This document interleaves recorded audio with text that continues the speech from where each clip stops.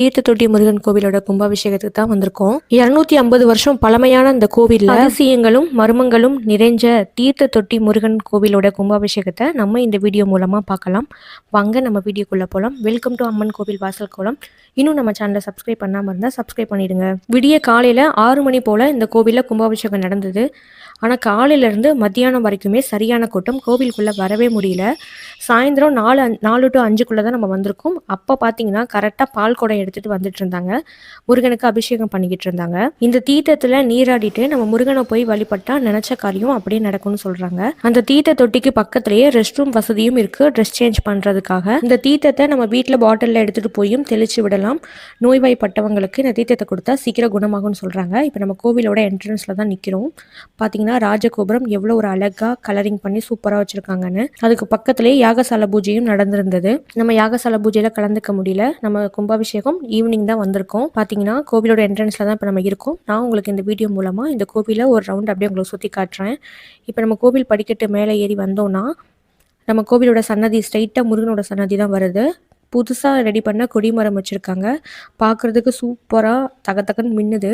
அந்த கொடிமரத்துக்கு முன்னாடி மயில் வாகனம் இருக்குது. அதுக்கு முன்னாடி முருகப்பெருமான் இருக்கார். பக்தர்களாகிய நாம் இந்த கும்பாபிஷேகத்துக்கு வரும்பொழுது நம்ம செய்கிற மிகப்பெரிய தவறு என்னன்றதை நான் வீடியோ எண்டில் சொல்கிறேன் உங்களுக்கு. கும்பாபிஷேகம் நடந்த அன்னைக்கு ஈவினிங் ஊர் மக்கள்லாம் சேர்ந்து பால் குடம் எடுத்துகிட்டு வந்து சன்னதியில் கொடுத்துட்டாங்க. இப்போ பால் அபிஷேகம் தான் உள்ளே நடந்துக்கிட்டு இருக்கு. குறைஞ்சது ஒரு 1.5 மணி நேரம் கிட்ட பால் அபிஷேகம் நடந்துட்டு இருந்தது.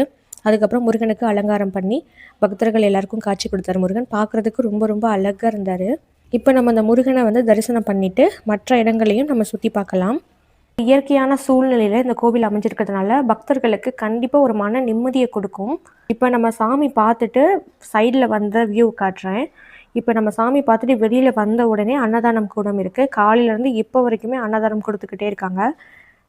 நம்ம பார்த்தீங்கன்னா நம்ம போகும்போது இருந்த கூட்டத்தை விட இப்போ பார்த்தீங்கன்னா சரியான கூட்டமாக இருக்குது. அப்படியே நேராக கீழே படியிறங்கி வந்தீங்கன்னா இந்த சுனைநீருக்கு வரலாம். இந்த தீர்த்தம் 365 நாளும் வற்றாத தண்ணி வந்துக்கிட்டே இருக்கும்னு சொல்கிறாங்க.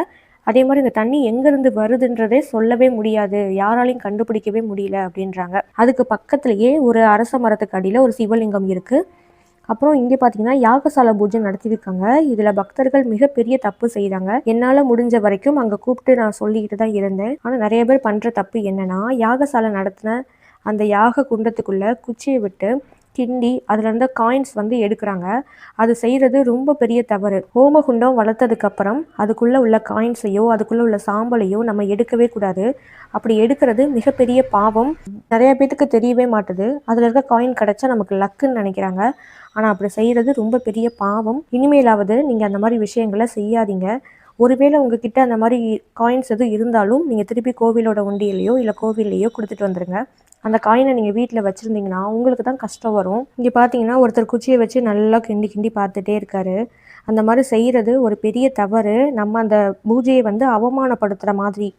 அதனால இனிமேல் யாரும் இந்த தப்பை செய்யாதீங்க. பார்த்தீங்கன்னா லைன் மெயின் கேட்டு வரைக்குமே லைன் வந்துருச்சு. பார்த்தீங்களா எவ்வளோ கூட்டம் இருக்குதுன்னு. இன்னும் நேரம் ஆக ஆக இதோட கூட்டம் அதிகமாகிக்கிட்டே தான் இருக்கும். கோவிலோட அவுட்டர் வியூ காட்டுறேன். இப்போ பார்த்தீங்கன்னா வெளியுமே நல்ல ஒரு அழகாக பெயிண்ட் பண்ணி ஒரு குட்டி குட்டி சிலையாக வச்சுருக்காங்க. பார்க்குறதுக்கு நல்லா அழகாக இருக்குது. எல்லா பக்கமும் கட் அவுட்டும் வச்சுருந்தாங்க. இப்போ இந்த கோவிலுக்கு நம்ம வந்துட்டு போனது ரொம்ப பெரிய மன நிம்மதியை எனக்கு கொடுத்துருக்கு. இந்த வீடியோ உங்களுக்கு பிடிச்சிருக்கும் நம்புகிறேன். பிடிச்சிருந்தால் லைக் பண்ணுங்கள், ஷேர் பண்ணுங்கள், கமெண்ட் பண்ணுங்கள். இன்னும் நம்ம சேனலை சப்ஸ்கிரைப் பண்ணாமல் இருந்தால் சப்ஸ்கிரைப் பண்ணிவிடுங்க. தேங்க்யூ ஃபார் வாட்சிங்.